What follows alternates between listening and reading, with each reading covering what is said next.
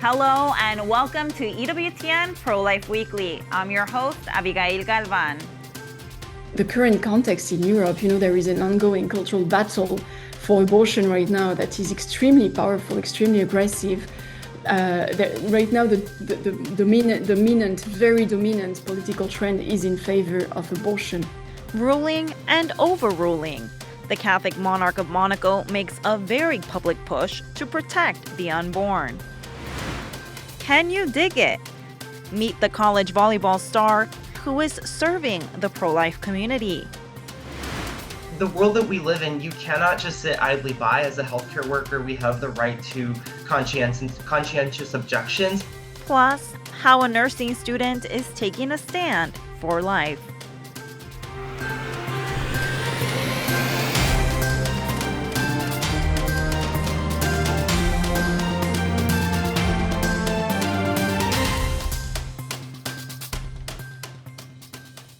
The U.S. Supreme Court heard arguments this week in a case involving faith-based pregnancy centers. First-choice women's resource centers are pushing back against a request from the state of New Jersey for all donor information, including names and places of employment. The faith-based group cites the First Amendment rights of their donors. The U.S. Conference of Catholic Bishops is among the groups supporting first choice. EWTN News legal analyst Andrea Picciotti-Bayer says the justices on the nation's highest court asked some pointed questions. You can really see that the justices were well prepared. They also were attentive to the fact that this wasn't just the state attorney general looking to defend the residents of New Jersey from consumer fraud, but this was part of a kind of a targeted plan of attack against pro-life pregnancy centers. This shows the work that pro-lifers in America have to do, oftentimes at odds with our state elected officials. And it really should be an encouragement to voters, to press officials. Are you going to allow pregnancy centers to respond to the needs of the vulnerable women in their state? Or are you going to treat them like they're somehow fraudulent and fake clinics, which is just not true? The Catholic monarch of Monaco is taking a stand for the unborn by refusing to sign a measure that would have legalized abortion in the Western European city-state. Prince Albert II declined to sign the measure passed by the National Council. The move leaves Monaco's current pro-life protections in place. The monarch told local media, quote, "The current system expresses who we are, considering the role of the Catholic religion in our country, while ensuring safe and humane support." EWTN Solène Tardier says the move highlights the leader's strong faith. Under Monaco's constitution, the Prince Albert, basically shares full executive power with the parliament, which makes that the parliament cannot vote, cannot bring a law that makes it come into force without the prince's signature. And he explicitly say that it's because of his Catholic faith. He reaffirmed the fact that the very identity of the Principality of Monaco is Catholicism. He reaffirmed the fact that it would be completely against his conscience to vote against that law. She also says the move is in contrast with how other parts of Europe are treating abortion. What is very interesting is that it's happening exactly at a very timely moment after especially the overturning of Roe versus Wade in the US. There has been a very strong reaction in Europe. I would just remind that France actually changed its constitution after this decision in the US. Literally, France's constitution was changed in response to Dobbs. And so basically, abortion was literally enshrined in the constitution. It's making it almost like a fundamental right. And many European leaders right now they have been calling for abortion to be literally included into the EU Charter of Fundamental Rights. Tardier mentioned that this week the European Union is considering a measure called My Vote, My Choice. It would provide money for women to travel for an abortion if their home country has pro-life laws that don't allow it. Pope Leo XIV is back at the Vatican after the first international trip of his pontificate. The Holy Father spent 6 days in Turkey and Lebanon in an effort to strengthen ties among all religions. He also highlighted the work being done by the Little Sisters of the Poor on behalf of the needy and the elderly. Deeply grateful for Sisters' words of welcome, for the hospitality shown by all of you. The Holy Father visited the community's home for the elderly in Istanbul. He said the secret to Christian charity is living in real communion with those we serve, adding the religious order is literally the sisters to those they help. Also in Turkey, the Holy Father drew praise for his heartfelt outreach to a boy with special needs. In Lebanon, Pope Leo met with many leaders of faith, including from the Sunni Shia Druze and Alawite communities. And before returning to the Vatican, he visited the tomb of the beloved Saint Charbel. Back at the Vatican, work continues to prevent the sexual abuse and exploitation of minors. Among those leading the way is a native of Chicago with a background in forensic science and crime scenes. EWTN's Sophia Zubak has more. So we talked about safeguarding training in the younger grades, and in the middle of that safeguarding training, all these little hands went up in the air. My uncle does that. My dad does that. Some of the most pressing recent issues in the Church involve allegations of clergy abuse and the protection of minors. To tackle this, in 2013, Pope Francis established a pontifical commission for the protection of minors. It is charged with advising the Holy Father on clergy sexual abuse and the safeguarding of children and vulnerable adults. Among the commission members is a native of Chicago who spent nearly 3 decades in the Illinois State Police. Teresa Kettlekamp is the commission's adjunct secretary. She is a former colonel for the Illinois State Police and an expert in policies and guidelines for the protection of minors. She is the former executive director of the Secretariat of Child and Youth Protection for the U.S. Conference of Catholic Bishops. During your time at serving at the Illinois State Police, what would you say posed the biggest threat to minors? You know, I gave that some thought, and I think the lack of a suitable guardian. All minors and vulnerable persons need a suitable guardian, whether that's a parent, whether that's a caretaker. They need someone that will protect them, guide them. And when that suitable guardian isn't available, I think the Church has a moral responsibility to build a safe environment around them as well. And could you share how the Commission is currently working to strengthen prevention measures to protect minors in the Church? Well, the biggest, through our 3 pillars, I'd like to say our universal safeguarding guidelines, which almost is coming to the final stage, will be a big help, and there'll be global implementation, and we will take it to the Holy Father for his approval when we've fine-tuned it. But also is the annual report. The annual report does a great job in synthesizing the status of safeguarding in the Catholic Church. And just a little bit about the Memorare initiatives.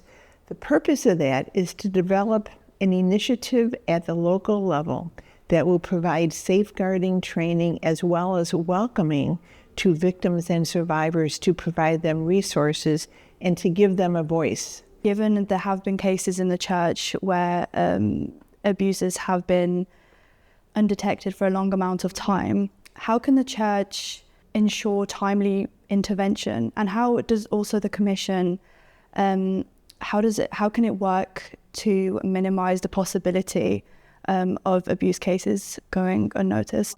We identify that as a serious issue in our pilot report. We identified it again in our current annual report. We talk about it when we have the ad liminas. We did not have any this year because of the Jubilee year, but we talk about the key issues that are important to safeguarding during the ad liminas, and also talk to the Episcopal conferences as to what we feel is important for them to have a solid safeguarding program. Do you think priests should be talking about the abuse crisis more in their local parishes? I think they should be educated on how to talk about the sexual abuse crisis. One of the things I talk to priests and seminarians is that you're really talking to a wounded congregation. Just the statistics alone, if it's 1 in 6 boys under the age of 18 who are abused, and those are U.S. statistics, much higher in other countries, 1 in 5 females, who you're talking to is a wounded faithful.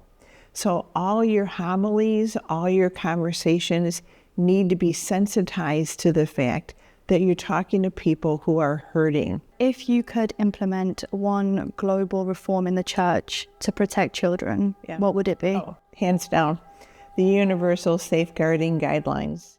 But one thing I always tell people is that we're a very diverse world, but culture can never be used as an excuse to abuse a child or vulnerable adult. Thank you very much, Teresa. Thank you. And thank you. The Holy See says the sainthood cause for an American mother of 7 can move forward. Ruth Pekalik was a pro-life advocate, Catholic convert, and graduate of Harvard University. She died of breast cancer in 1998 at the age of 41. Now, the Diocese of Worcester, Massachusetts, is starting a formal inquiry into her life. This is the next step along the path to a possible canonization. Among her accomplishments, she started a pro-life group at Harvard. She served as president of Massachusetts for Life and successfully blocked the implementation of a Planned Parenthood sexual education curriculum in Worcester public schools. The 64-team NCAA Division I women's volleyball tournament begins December 4th. This year, there is a pro-life angle to the playoffs. Undefeated Nebraska earned the #1 overall seed in the NCAA tournament, and one of its best players is very publicly pro-life. Senior Rebecca Alec is third on the team with 203 kills and 265 points. The middle blocker is hoping to lead the Huskers to their 6th NCAA title, all while standing tall for those who cannot speak for themselves. EWTN correspondent Alan Holdren has more.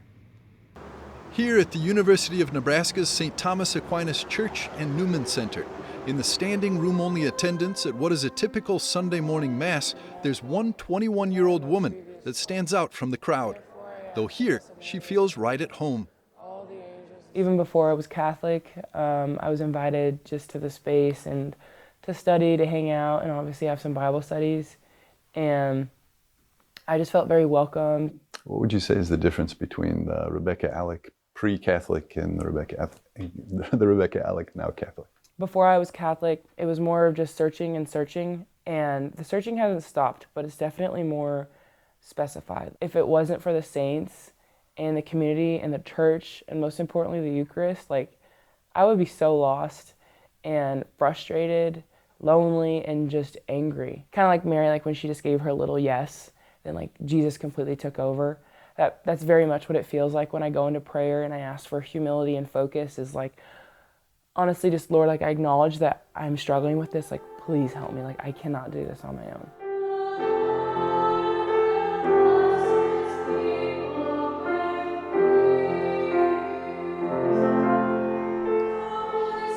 Out in the community, Rebecca Alec is a household name. Rebecca Alec has worked. Whether at home or on the road, Husker Nation follows her and the team's every move. She's a towering presence, a 6'4" middle blocker who averages 7 kills and 4 blocks per game. A starter on the #1 ranked undefeated Nebraska Cornhusker volleyball team who prays during games. If I'm ever having a rough game, I will literally ask Lord, I'm Lord, teach me how to hit. Lord, teach me how to block. I'm He's the master and creator of all. If at the bare minute, I know for sure He knows how. Jesus would be a baller if he so decided. Sometimes I can put a lot of weight on moments, especially later on in the season when we're closer to the finals, of Lord, just help me look at the bigger picture and just to remember why I play, and what I love about the chase, what I love about the sport, the community around it, more so just like, how would he look at the game? Alec is also known in Nebraska for wearing her views on her sleeve, in particular for speaking out for life on social media, for addressing students at area schools and churches, for supporting life at the annual March for Life in Lincoln last January. I mean, in the grand scheme of things, like, my life is unremarkable, but I understand the value of life. And along with University of Nebraska softball players lending her voice to support pro-life legislation last year, an effort which experts say shifted public opinion by a full 7% in the right direction. Vote for Initiative 434. And no on 434. So now I'm known as like the girl who was in an abortion commercial. I think it's just cool when it blows up like that. I don't think it's a reflection of me. I think it's a reflection of like what the community really wants to see.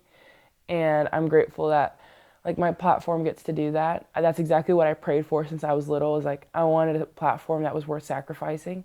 And in reverse, it's actually blown up. What did that teach you about your voice? It has weight, which is crazy. Yeah, it has influence. I feel like I do better like one-on-one because I can start to understand you as a human being, where you come from, what you stand on, and then from there we can have dialogue.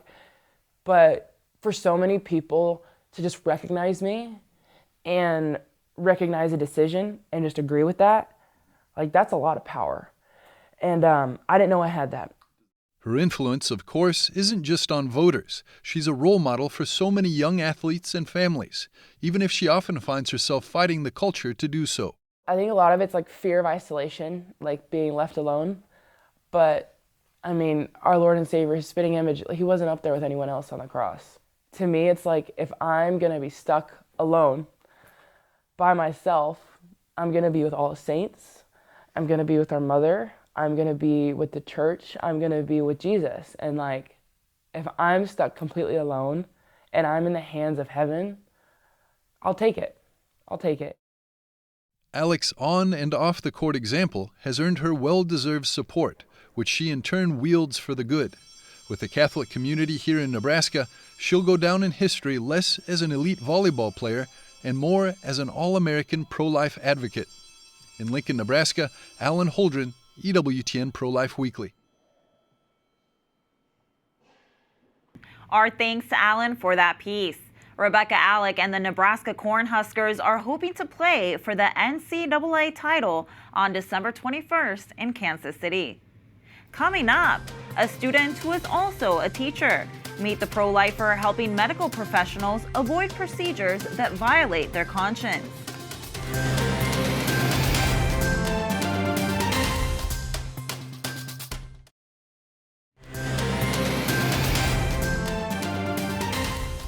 Welcome back to EWTN Pro-Life Weekly. The founder of one of Switzerland's infamous assisted suicide groups has died. Ludwig Manelli was 92. His group called Dignitas paved the way for thousands of people from around the world to take their own lives. Manelli himself took his life over the weekend through voluntary assisted suicide. According to the website, Dignitas has led more than 4,000 people to their death since its founding in 1998. As part of our continuing focus on young people in the church, this week we are highlighting a Catholic nursing student and his efforts to help medical professionals stay away from procedures that violate their conscience. Felipe Avila is Director of Communications for the National Association of Pro-Life Nurses and a nursing student at the Catholic University of America in Washington, D.C. He has shared his insights at pro-life rallies and on platforms like NBC News, Fox News, and Telemundo. He joins us here today. Felipe, thank you for joining us. Now, you helped found a group for pro-life nurses on the CUA campus. Why did you decide to do this? Fantastic question. As a healthcare worker and someone who's hoping to go into the nursing profession, we recognize that nursing is really the most trusted profession in the United States for nearly 2 decades. And so who better to reach these women, these abortion-minded women, than healthcare workers? And so we have a powerful pro-life community here on campus at Catholic University, and Catholic University has truly been a conduit for the pro-life work that I do here. And so, again, we have an abortion facility that is within 10 minutes of our campus. And so a lot of us will get together every weekend and we will go and sidewalk counsel there and reach these abortion-minded women to make sure that they are making an informed decision. Felipe, you've been sidewalk counseling for a long time, and that's actually where we first met. What have your experiences been like? Have you had some positive or negative ones? It's really been a mix of both, but I would say overwhelmingly it's been positive. And in the interactions that I've had with these, especially young women, I think that they often are in a very difficult position within their lives, that they have been led to believe that abortion really is their only solution. And we're there, again, to tell them that there are other alternatives, that they have the right to make an informed decision. But I think more importantly is they have the right to walk out. They have the right to cancel their appointment for any reason at any time.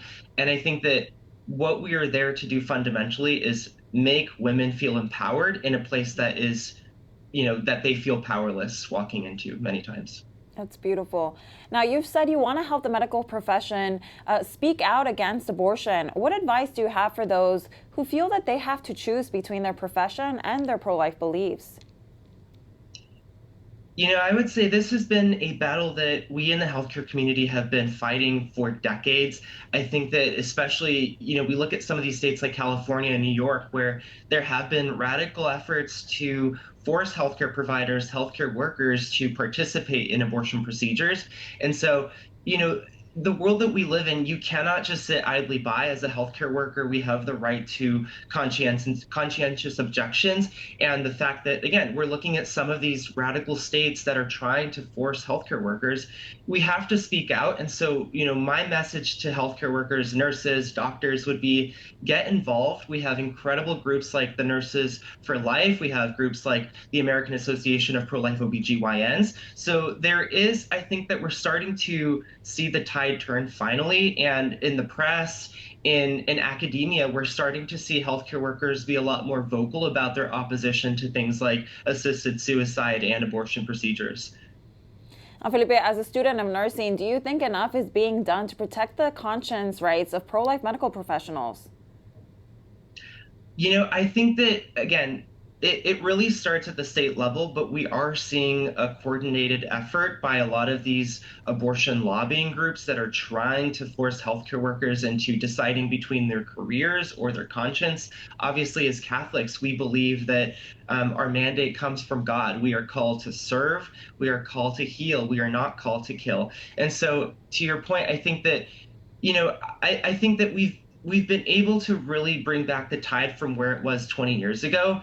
But it's not enough. I think that healthcare workers need to mobilize and they need to strategize at their state level. So like I said, getting involved with their local pro-life groups in the area, I think that's a powerful start. Yeah. Now, you alluded to this a little bit in your last answer, but what impact has your Catholic faith had on your pro-life advocacy? It's a really great question, Abby, because a few years ago, I was radically pro-abortion. And even then, I believed myself to be a Catholic, but I did not follow the teachings of the church, and I was what you could call a cafeteria Catholic.